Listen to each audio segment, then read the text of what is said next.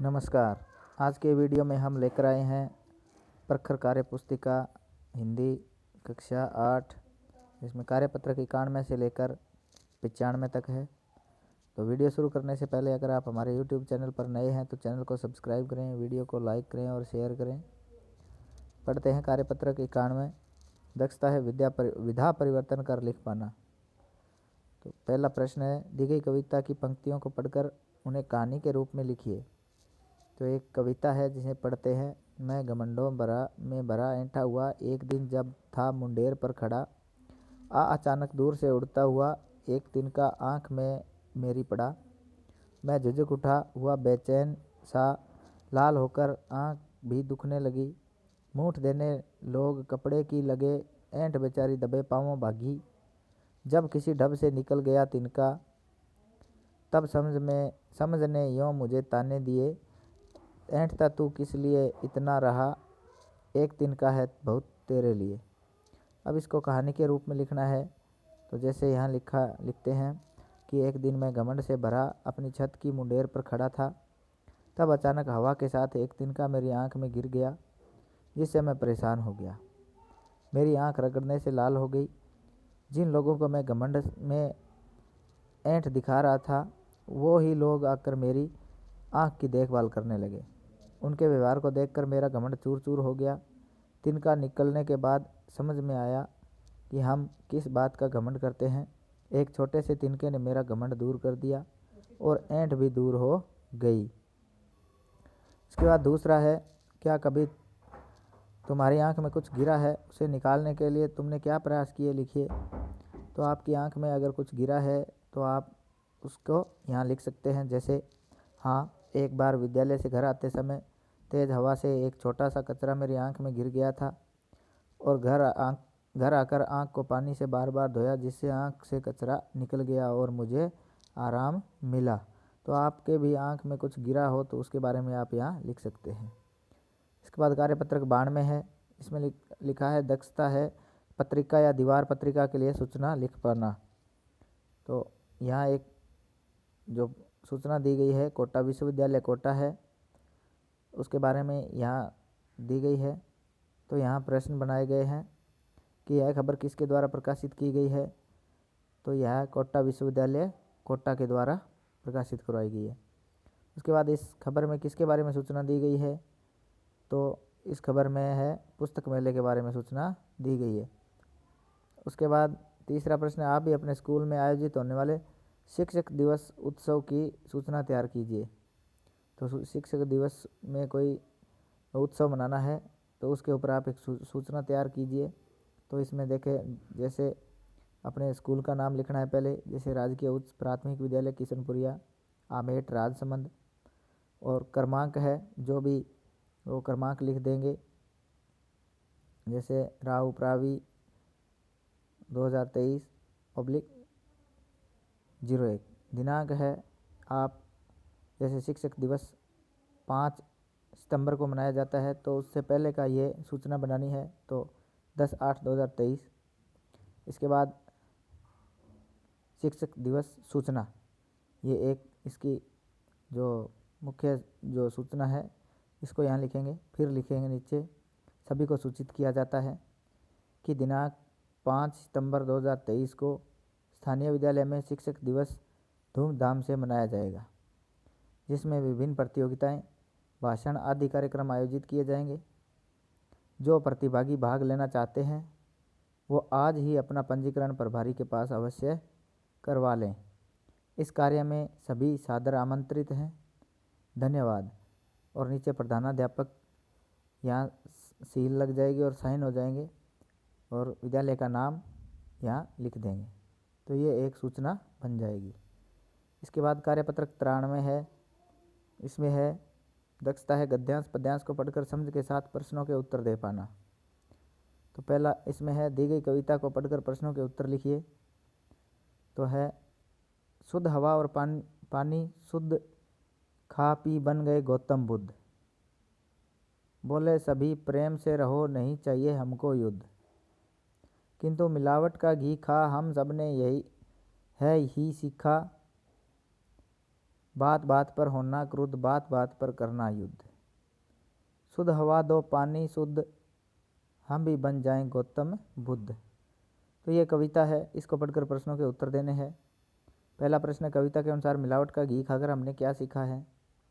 तो इसमें उत्तर हो जाएगा कि कविता के अनुसार मिलावट का घी खाकर हमने बात बात पर क्रोधित होना और बात बात पर लड़ाई करना सीखा है। दूसरा प्रश्न है, आपके अनुसार इस कविता का शीर्षक क्या हो सकता है? तो इसमें हमारा शीर्षक हो सकता है कि शुद्धता का महत्व इसमें बताया गया है। तीसरा प्रश्न, कविता के अनुसार गौतम बुद्ध ने हमें क्या संदेश दिया है? तो इसमें हमारा उत्तर हो जाएगा, गौतम बुद्ध ने हमें प्रेम से रहने, बोलने और किसी से लड़ाई न करने का संदेश दिया है। इसके बाद चौथा प्रश्न है, क्या आपके आसपास कोई व्यक्ति है जो बात बात पर क्रुद्ध होते हैं? आप उन्हें कैसे समझाएंगे? तो इसमें हम उत्तर लिखेंगे कि हाँ, हम उन्हें समझाते हैं कि क्रोध करने से मन अशांत हो जाता है, क्रोध शरीर के लिए हानिकारक होता है। पांचवा प्रश्न है, हवा को शुद्ध रखने के लिए हमें क्या क्या करना चाहिए? अपने विचार लिखिए। तो हम उत्तर लिखेंगे कि प्रदूषण नहीं फैलाना चाहिए, कचरा पात्र में डालना चाहिए, शौचालय का उपयोग करना चाहिए और पेड़ पौधे लगाना चाहिए आदि। हम पर्यावरण को शुद्ध रखने के लिए ऐसा प्रयोग कार्य कर सकते हैं। तो आगे कार्यपत्रक 94 नंबर है, इसमें है दक्षता, व्यावहारिक व्याकरण, तत्सम और तद्भव शब्दों की पहचान कर पाना और उनको प्रयोग कर पाना। पहला प्रश्न, नीचे लिखे कुछ शब्द लिखे हैं, इन्हें नीचे बने कॉलम में उचित स्थान पर लिखिए। तो कुछ शब्द है, बारिश, वर्षा, दृष्टि, अनुज, घृत, दुग्ध, वृक्ष, बरस, वर्ष, पेड़, छोटा, कार्य, अलग, दूध, घी, काज, नज़र, हाथ, ये शब्द है। इनमें से तत्सम और तद्भव शब्द है, अलग अलग लिखने हैं। तो हमारे जो तत्सम शब्द है पहले इनको लिखते हैं। तो यह वर्षा है, दृष्टि है, दुग्ध है, घृत है, अनुज है, वृक्ष, वर्ष और कार्य, ये तत्सम शब्द हो जाएंगे। अब तद्भव शब्द लिखते हैं, बारिश, बरस, पेड़, छोटा, अलग, दूध, घी, काज, नज़र और हाथ, ये हमारे तद्भव शब्द हो जाएंगे। दूसरा प्रश्न है, निम्नलिखित शब्दों के तत्सम रूप लिखिए। तो तत्सम रूप लिखने हैं तो जेठ का ज्येष्ठ हो जाएगा, घोड़ा है तो इसका अश्व या घोटक हो जाएगा, आखर का अक्षर हो जाएगा, दांत का दंत हो, आँख अक्षी, कर्म का कर्म, धर्म का धर्म, माटी मिट्टी और मकान का गृह। तो हम इस तरह इनके तत्सम शब्द लिख देंगे। इसके बाद तीसरा प्रश्न है, नीचे लिखे शब्दों तद्भव एवं तत्सम शब्दों का प्रयोग कर वाक्य प्रयोग कीजिए। तो नीचे शब्द है, इनसे वाक्य बनाने हैं। जैसे दूध है, दूध से वाक्य बनाएंगे, गाय का दूध पौष्टिक होता है। दुग्ध है तो इससे वाक्य बनाएंगे, रमेश दुग्ध डेयरी पर काम करता है। काज है तो मैं घर के काम काज से बाजार गया। कार्य है, अपना कार्य स्वयं करना चाहिए। तो इनसे हम वाक्य बना सकते हैं। इसके बाद कार्यपत्रक 95 है, जिसमें दक्षता है अपनी कल्पना से कहानी या कविता को आगे बढ़ा पाना। आइए कविता को पूरी करते हैं। 95 में है प्रश्न 1, डाल डाल पर उल्टे लटके बच्चे, तोड़ रहे थे आम व कच्चे, लगा पेड़ पर था एक छत्ता, गिरा टूट कर उस पर पत्ता। अब इस कहानी को पूरी करनी है। जैसे मक्खियाँ लगी वहाँ उड़ने, बच्चे एक एक कर लगे गिरने, खा न पाए वो आम, पेड़ से नीचे गिरे धड़ाम, वहाँ से भाग रहे थे घर, दौड़ रहे थे झटपट घर।